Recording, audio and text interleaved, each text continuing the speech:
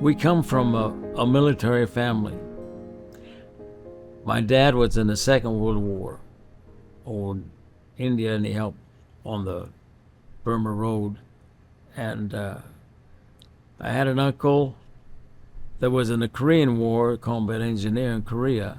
And then me and my brother Bob was under in Vietnam.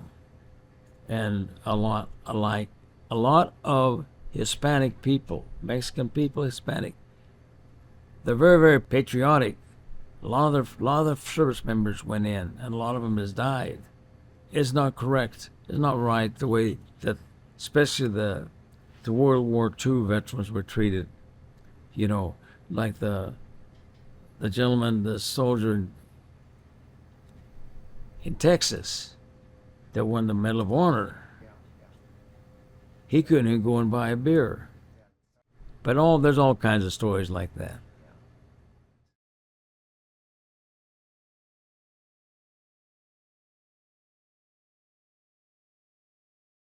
I spent about all of 6 months in boot camp and gunnery school. Then I went aboard the ship, the USS Thorn, and I spent the rest of my Navy time on it, so it was pretty close to 3 years. We were escorting convoys across to Europe and protecting them from the German submarines. The German submarines were active. I mean, we were in contact with them after a few days out at sea. We started making contact with them, and it was constant. Day and night, no sleep, ready to drop depth charges. Those depth charges were so strong, they would pick up our ship and put it up in the air, and pow, we come back down again. Yeah.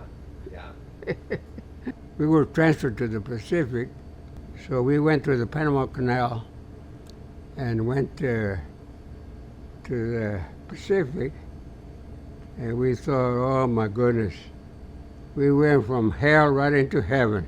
It is beautiful, till we got attacked by the kamikazes. They said, what the hell is going on here? These people are crazy.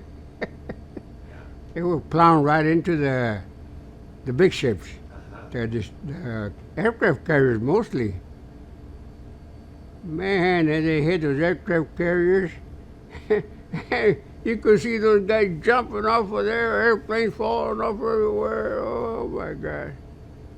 Those Japanese, they just plowed right into it.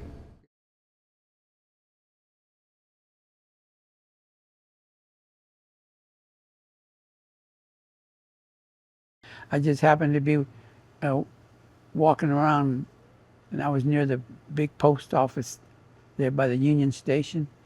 I said, well, I walked up into the post office. There's all the recruiting offices, and there's the Army, the Navy, the Air Force, the Marines. You know, I go, well, I knew I didn't want to go into the Navy because I do have motion sickness. And I didn't want to go to the Air Force because I didn't think I had education, and so I just had a high school graduate. They don't want to mess with me, and I knew I didn't want to be a Marine as much as I did. But I go, no, if I go into the Marines, they're gonna put me out there in front of the line before the Army. So I said, I'm gonna go join the Army.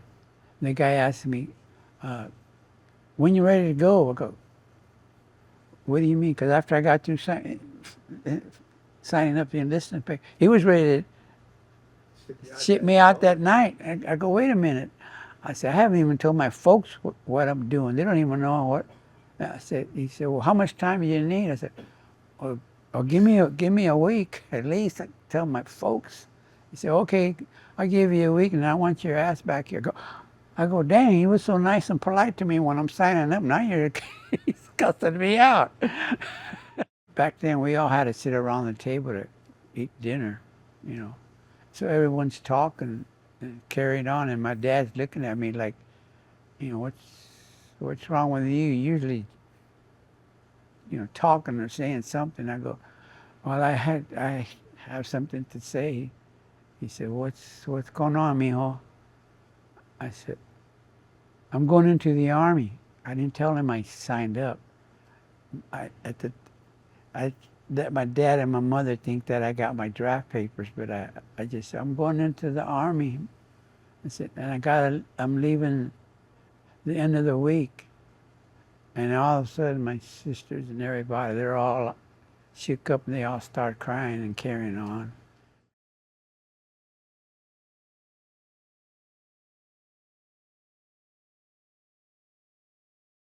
When you're in boot camp, they just show you how to operate your rifle, your M1, M16, just how to use other types of weapons, and it was just a learning experience. And I enjoyed all that because, like I say, I always liked pistols and rifles, and when I came out as a sharpshooter, so I liked that. After boot camp, I was transferred to Fort Sill, Oklahoma, which is artillery, basic 175 Hollisters and stuff.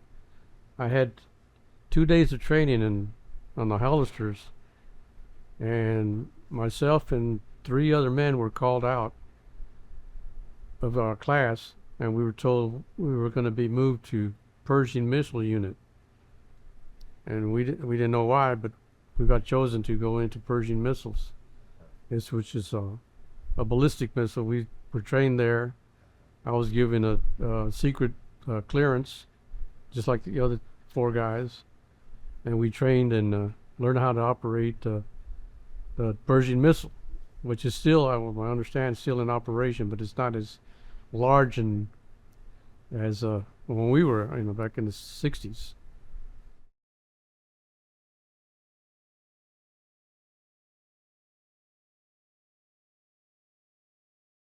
Nothing happened until April the 7th of 1972 when we got hit. That was my first action of a war. We weren't prepared. They caught us off guard. It was during the Vietnamization where communications, they had our weapons locked up. They came from everywhere. It was a ground attack, motor attack. First rockets started hitting us, then the next thing you know, it was tracers all over the place. And luckily, I was up with a couple of guys, and we were just having a good night, overlooking the bay. When one of the motors hit, we jumped up. We thought that the first sergeant had got fragged. Then another, boom. Then another. The next thing you know is, all I remember is. They taught us how to, the red alerts, first thing we would do, we would run, get our helmets, our flak jackets, then go get our weapons. Our barracks, we called it our hooch, That was a nickname for barracks. And it was two-story. It was sandbagged all on both sides. By the time I hit it, the VC were already there shooting and throwing grenades. And it was probably this long as the bar here. Anyway, this guy named Ernie Hernandez, he was from San Antonio. He was there for 2 years. He was actually cooking for us. We were outside having a pretty good time. It was at probably about 9 or 10. And I worked on the midnight shift, but we were off. But he was cooking for us, and he was a sergeant E6, super nice guy. But I remember him telling me, go, go, go. And by the time I took off to hit, we have these bunkers, they were probably 3 by 4 and stacked with sandbags. By the time I hit the bunker, boom, and I went flying, knocked unconscious. By the time I woke up, I was on fire. And I looked around, and they kept on throwing the grenades, and I remember GIs coming in, so I crawled to the middle, tried to get away. It seemed like a lifetime. I started holding guys. I remember Joe Santos. Joe was a Portuguese from New Bedford, Massachusetts. Him and another friend of mine, we held each other, and we're like, I remember guys crying for their mother because they kept on throwing the grenades. Anyway, I couldn't take it anymore. So I took off. And as soon as I got to the end of as soon as I got at the end of our, I'm trying to think of the name of it, I can't, because I get emotional. It's a bunker. A VC was there, and I mean, he just started shooting up. And luckily, God was on my side. I went back, okay, crawled back in, grabbed the guys, started holding each other, some guys were praying, and I mean, it was smoke. You couldn't see anything. All you saw was flashes. And I remember with the sandbags, you could see cracks, and I could see the VC running around. And I thought we were going to be a prisoner of war. And I remember, I can't remember his name, Puerto Rican guy from the Bronx. He come running in because he was in the bunker. And he come running in from the side that I was going to try to get out. So that kind of gave me the idea, maybe we could go. No, it's bad out there. It's bad out there. I said, well, I'm not going to stay here to die. So I took out and I hid between, because I wanted to get my weapon. I wasn't going to die without a fight. So anyway, I jumped into the between the bunker and the barracks, which is probably about 2 feet. I bet I wasn't there a second, and here comes a VC, and he looked at me. He's about 5 or 10 feet away. He had his machine gun, AK-47. He had, he was full of grenades and everything. You could tell he was there to kill and commit suicide, to blow people up.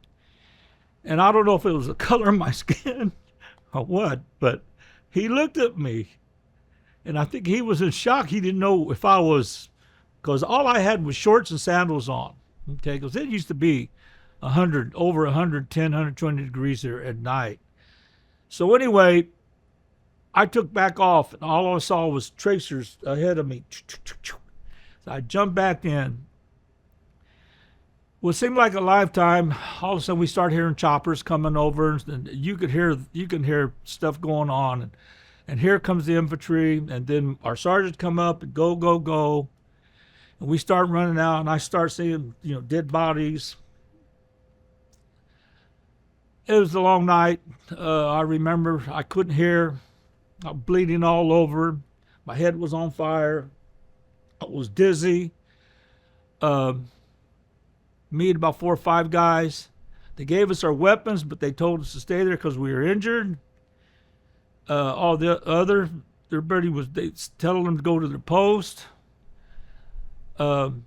We waited that night. Next night, they came, checked out who was injured. If we were well enough to walk, we helped police the area, police the dead. That next morning, they went on and had all the 5 dead bodies. The injured that were real bad, they sent them to the hospital. Myself, all they did was just patch me up because I couldn't hear and I was bleeding through my ears.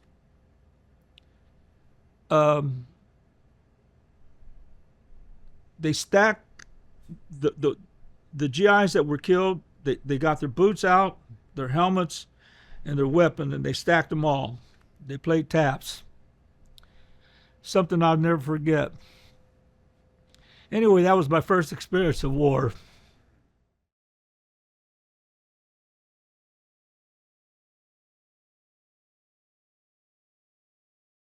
Yeah, it was Vung Tau, Vietnam, which was a port.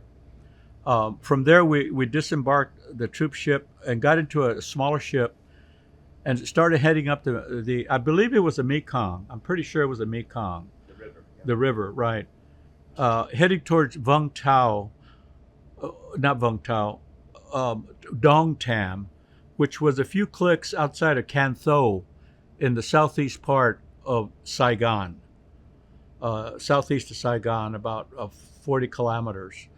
On the way there, we saw this tornado that was ripping up the forest, this whirlwind.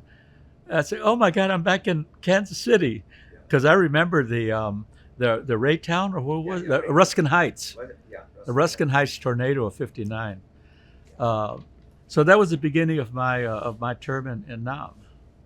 I was on a chopper, and I had mentioned to, I don't know who it was, that I had a cousin that was also in Vietnam at the same time I was, Philip García.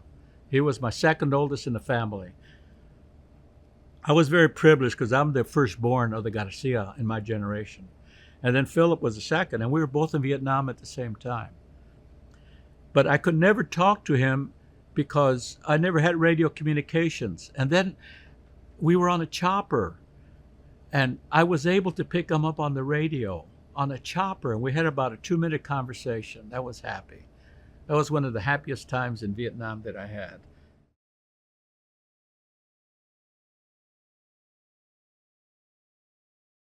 Christmas is coming up, and we made contact right before Christmas, so we did Christmas out in the field. Make a long story short, I finally, New Year's comes, same damn thing. Kara's supposed to be having the baby. It ain't like today, there's no cell phones. No, it was mail. So I don't know what's going on. And so my first sergeant came over, and he said, there's what they call a Mars base. And he named a big town that was about 40 miles away.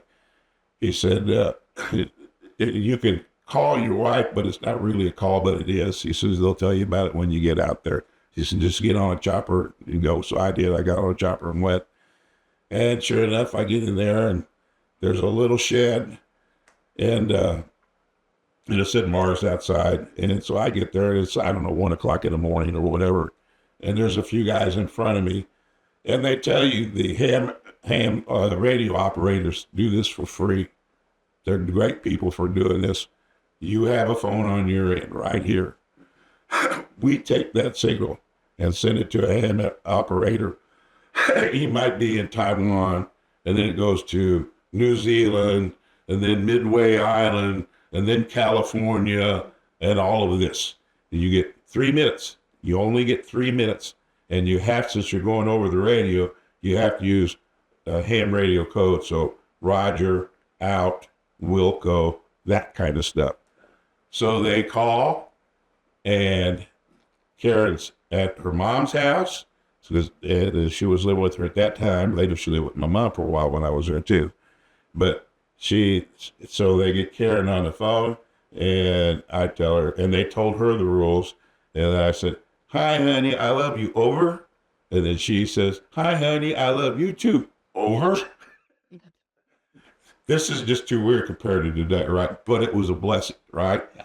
So she tells me that, yeah, she's late, but the doctor said anytime now. You expect the next day or two would be, whatever. So we talked like that for about 3 minutes. Later that morning, I get on a helicopter to go back, and all of a sudden we get a call from the first sergeant. And he goes, "Line number 122, that's my name, line number 122. Wife gave birth to a healthy boy, 7 pounds, 4 ounces. I was elated.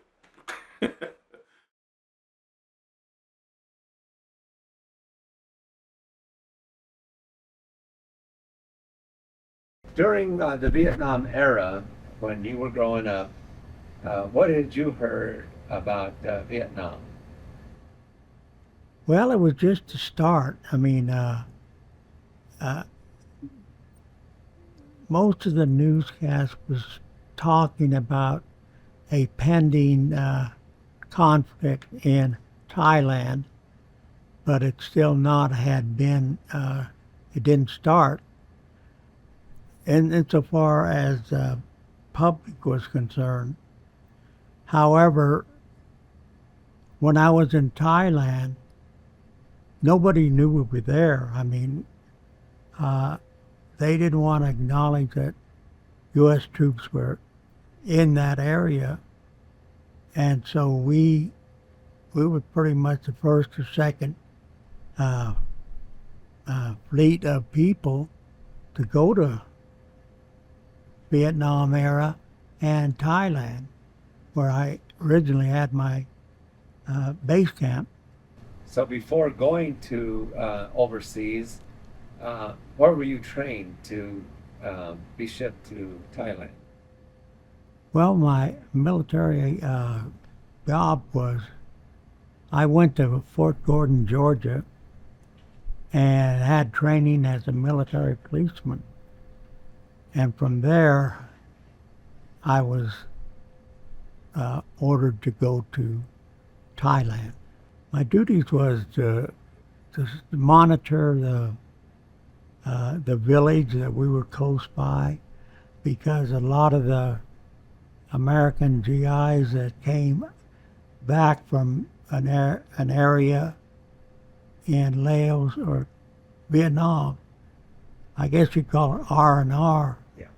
And they would come there and they'd really break loose, and so we had quite a bit of thing we had to do. Keep them in line. Right. But then also, it was part of my job to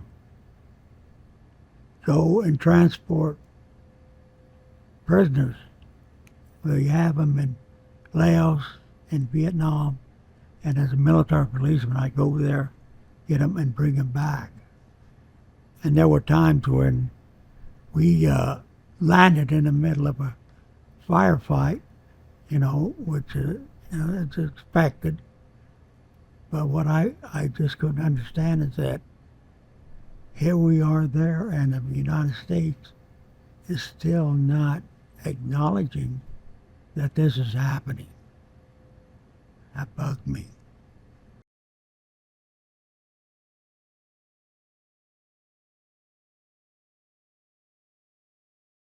I had been in Fort Hood like about a year, and I started noticing some of the soldiers coming back from Vietnam and coming into our company, and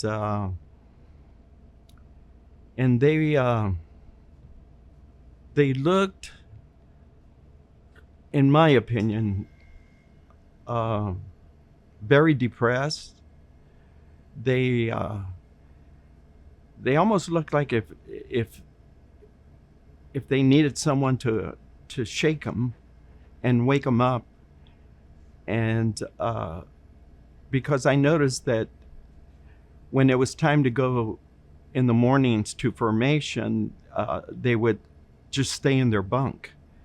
And the captain would tell us, hey, go get Sanchez, go get Lopez, and the soldiers that I saw traumatized were mostly Hispanic.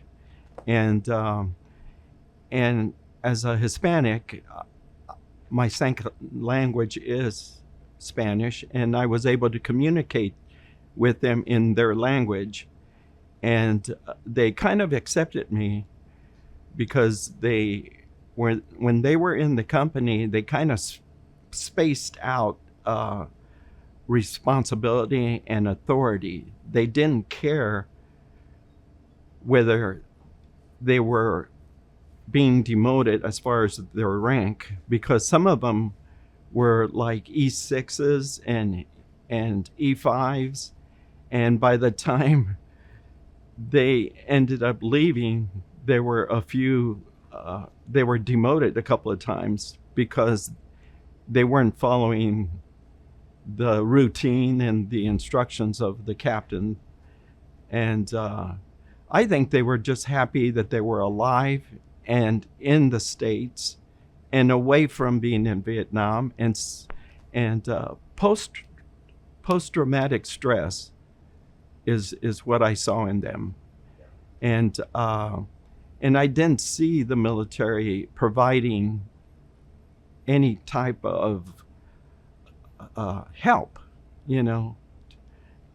for them. I saw the discipline that they wanted in them, and they were ready to demote them, but they weren't ready to help them with their stress. And again, that's my opinion. Yeah, no, that's an interesting observation. Probably not by you alone, and others probably felt that way as well. Yeah, I'm pretty sure that there were others that were there. You know, sometimes I would get with some of my friends, and we would just shake our heads, and there were three of us that got together and confronted our company commander and asked him, you know, why aren't these guys getting any physical help? You know, why? Yeah, and mental, exactly. You know, and his response was, well, they're only going to be here a few weeks, you know, and they'll go back to their towns and they'll be fine, you know. So, you know, it was dramatic. Sure. Yeah.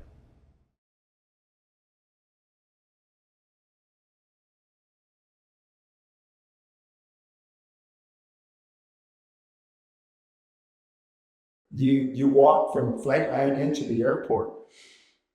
So finally they brought the gate, and we started walking off, and of course there were protesters there. You know, and like, why did they protest? You know, and as we were getting closer, you know, and it's like they were calling us dummies, you know. You make dummies, where the hell did you go? You're stupid, you know. You know, but baby killers, you know, they were staying there. I said, what's going on? You know, this is where it came from. You know, why are they treating us this way? You know, the guys all of a sudden we got scared. You know, like, what's going on? You know, this is our own people, and they're telling us baby killers, you know, and stupid, spitting on us. You know, we didn't have no business over there, and I don't know, you know. I'll go as it was. I said, thanks a lot. This is, I need some more PTSD that I need, you know. Oh God, I couldn't handle that. Finally, it's like I made it home, but that was the hard part right there. I saw that some of them were giving up, and they said, "Well, you know, this will take care of it. You know, I don't have to worship God. Anything you're strong, man. Don't look at it that way, you know." So when I came back here to California, it's like my friends were very receptive and everything. I walked them back and all that. And I started drinking, you know. I started drinking liquor. Hey, you never drank it for reform? Yes, I know. But I was just drinking and guzzling, you know. And then, of course, I wanted to fight, you know. And I started fighting with my friends, you know. And then started with my older friends, my dad's friends, you know. And so what's going on with me, man? You know, these are my best friends, you know. I don't understand it, you know. So it was all that gut feeling that I had that I put in, and I never let out. You know, that's what they told me. Put it in and don't let it out, you know. So I did, and then when I did drink, it came out, you know, but it came out negative, and I was hiding. It took me about 4 years, maybe 5 years to find out who I really was. Because what I'm realizing, I knew that I didn't know that I had PTSD. And of course, I couldn't sleep. I had nightmares. And then they said, hey, we have meetings here for Vietnam veterans. You know, it's every other Tuesday. We'd like for you to come. And I said, yes. You know, so I went. My first meeting, I heard everybody talking. I could associate with it, you know, and I said, that happened to me, you know, but I didn't want to say nothing. Finally, after about 3 weeks, I finally spoke out, you know. Man, I let it out. I was crying. Just everything came back out again, and I was crying. I said, I'm sorry, guys. Don't worry about it. Everybody, you know, it's all right, Chris. It's all right. It's letting out. So finally that started letting loose, and I was taught a lot more. And I'm still on medication for PTSD.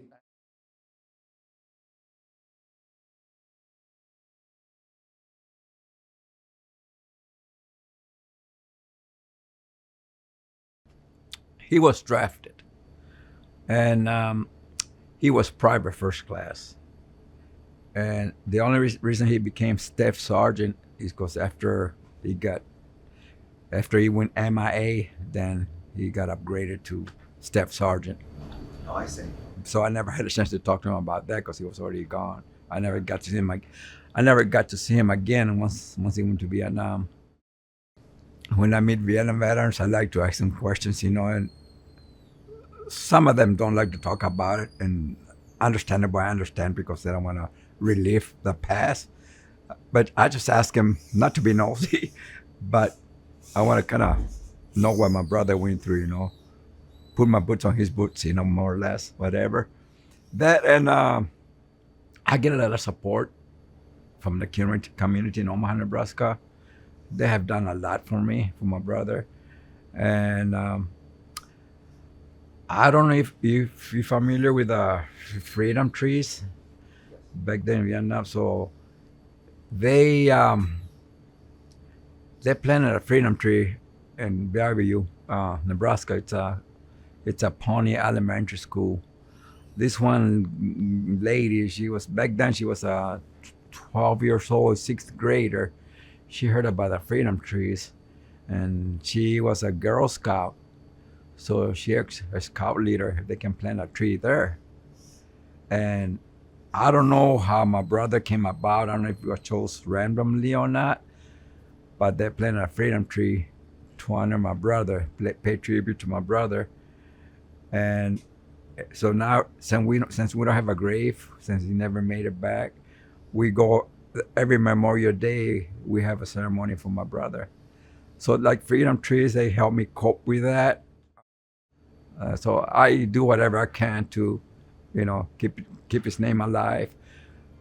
Because veterans, heroes are not dead unless you forget their names. You got to keep saying their names over and over and over again. Because you got to remember, they gave the ultimate, they gave the ultimate sacrifice to this beautiful country, and we need to honor that.